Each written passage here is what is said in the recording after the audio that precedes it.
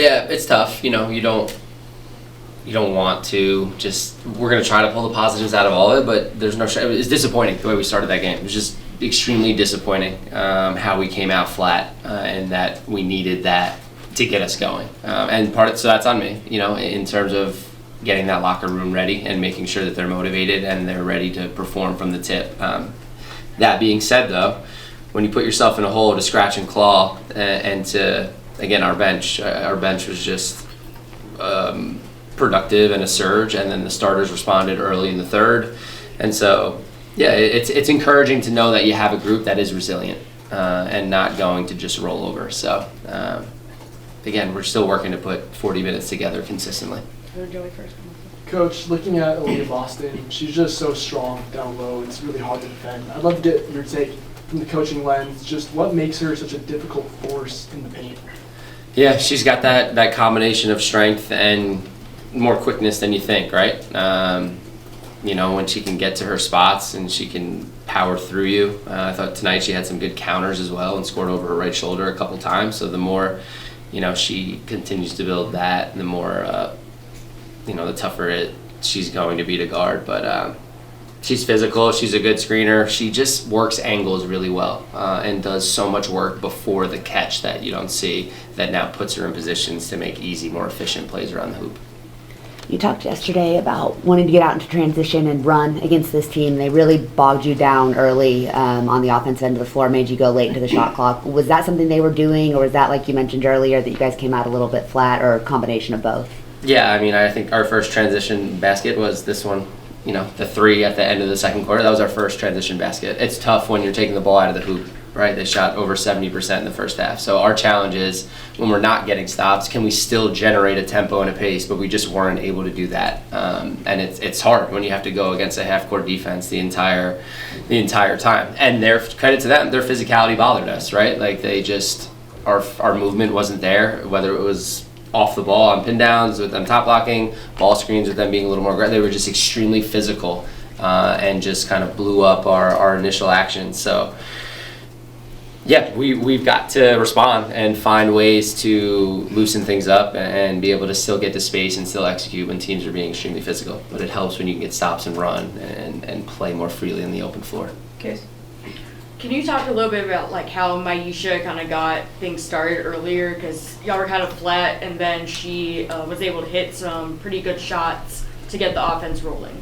Yep, just good energy off the bench again. She just great communicator out there and just is a good connector. And so I love that she's just been more aggressive here these last couple of games off the bench, looking for her own offense. So we need that from her, and I'm just, since she's moved there, I've liked these 2 games with what she's given us off the bench. Thank you. Coach, y'all came back from 23 down, as we've talked about, and it felt like, Paige's shot making, Enrique got going late in the third with 8 in that little short burst. Y'all take the lead, and then over the next 5 minutes, Enrique gets 2 shots attempts, Paige doesn't get any. Is there any focus on getting your star players more shots in the game's tightest moments?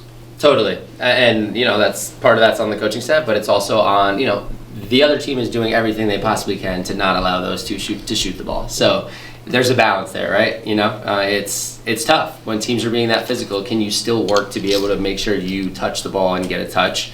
And then again, are we running the right actions to be able to help them? So it's a balance, but their physicality, their denials, for sure, it disrupted us most of the game. Chris, my question is basically building off your last answer. What, from your point of view, what happened after Paige hit those couple of buckets, Cornelia hits that bucket, everything is rolling, then the wheels kind of fall off. From your vantage point, what happened after that? Yeah, I think we fouled, and then, they just put their head down and got to the rim. Ari got to the rim there, Kelsey Mitchell got to the rim.